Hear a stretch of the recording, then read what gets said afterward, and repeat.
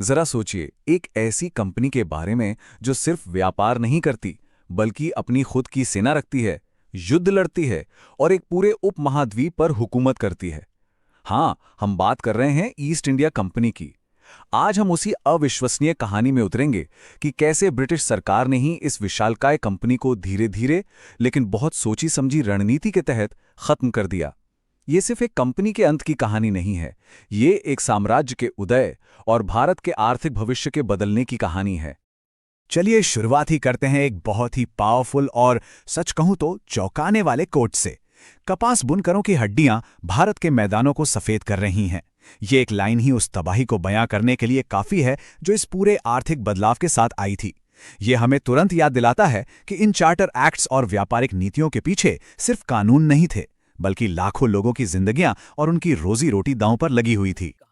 तो इस पूरी कहानी को अच्छी तरह समझने के लिए हम इसे 5 खास हिस्सों में देखेंगे।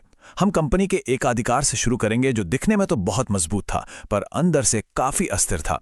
फिर देखेंगे कि कैसे ब्रिटिश संसद ने अपनी ताकत का खेल खेला, कैसे कंपनी के व्यापार का ही अंत हो गया और इसका भारत पर क्या विनाशकारी असर पड़ा। और आखिर में हम इस पर भी सोचेंगे कि इस कहानी की परछाई आज भी हम पर कैसे पड़ती है। तो चलिए पहले हिस्से से शुरू करते हैं। अस्थिर एकाधिकार। ईस्ट इंडिया कंपनी एक वक्त पर शायद दुनिया की सबसे ताकतवर कॉरपोरेशन थी। अपनी सेना, अपने युद्ध और भारत के एक बड़े हिस्से पर उसका राज। लेकिन ये ताकत एक तरह से एक सुनहरे पिंजरे की तरह थी, जिसके पीछे एक गहरी सच्चाई छिपी थी। ये शक्ति उतनी भी स्थिर नहीं थी जितनी वो दिखती थी। अच्छा, इस अस्थिरता को समझने के लिए ना एक कॉन्सेप्ट समझना जरूरी है, सीमित पहुंच व्यवस्था या लिमिटेड एक्सेस ऑर्डर। इसे एक खास क्लब की तरह समझिए। ब्रिटिश सरकार ने कंपनी को व्यापार का एकाधिकार इसलिए दिया ताकि कुछ चुनिंदा अमीर और ताकतवर लोग खुश रहें और सरकार के साथ खड़े रहें।